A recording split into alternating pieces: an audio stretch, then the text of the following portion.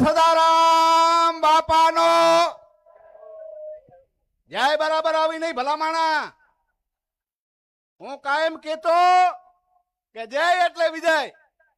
અને આજ તો આપણે આ ઓગળ બાપા ના પવિત્ર પાવન ધામમાં મળ્યા ભલામાણા.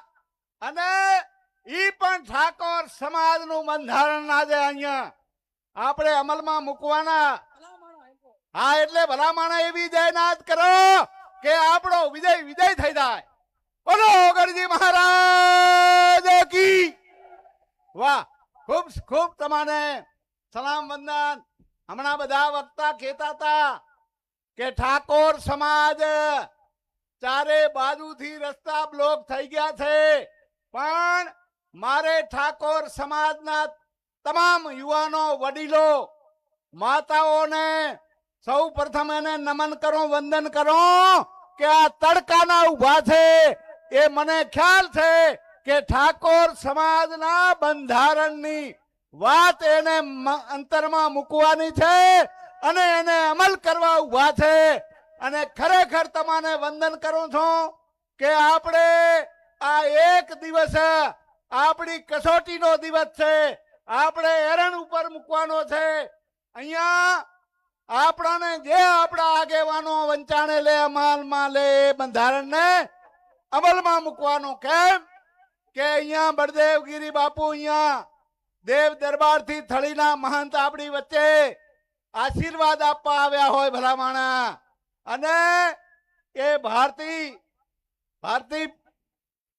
બાપુ પણ અહીંયા આપણી વચ્ચે છે. બીજા અન્ય સદારામ ધામના દાસ બાપુ પણ એ બાપાના આશીર્વાદ જ્યારે એ તમામ આ 3 જિલ્લામાં અને અમદાવાદ સુધી અહીંયા આગેવાનો પધાર્યા છે, એ એમણે પણ આ નોંધ લીધી છે કે ખરેખર આ 3 જિલ્લાનો ઠાકોર સમાજ એ બંધારણમાં આજે અમલમાં મૂકવાનો છે.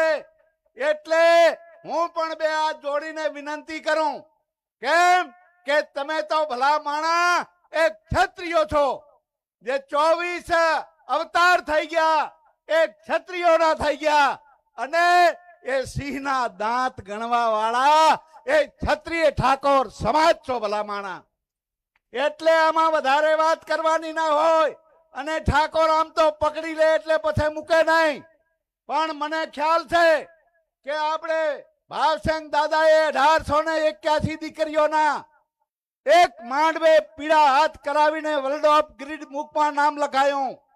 ત્યારે બંધારણ કર્યું, પણ ત્યારે એમાં થોડીક આપણી ભૂલ થઈ ગઈ, એને અમલમાં ના મૂક્યું. વર્ષે વર્ષે એને વાગોળવું જોઈએ.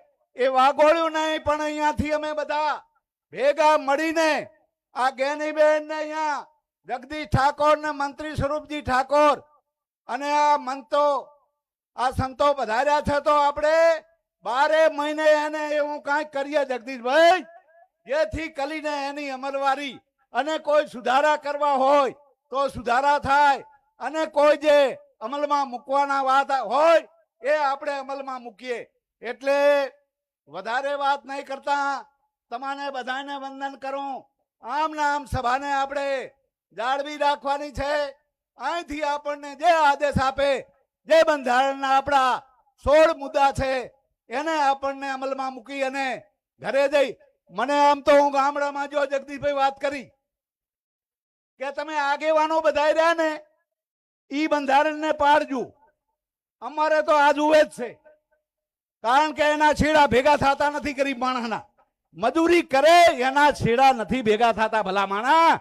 પણ આ મંચવાળાને વિનંતી કરું કે તમે કઈ દેખાવામાં બીજાને આ ના થાય ઈ જોજો. ને કે આ બાપો ઓગળવાળો બાપો છે, સદારામ બાપુ છે. બરાબર ને? પાડો તાળ્યું.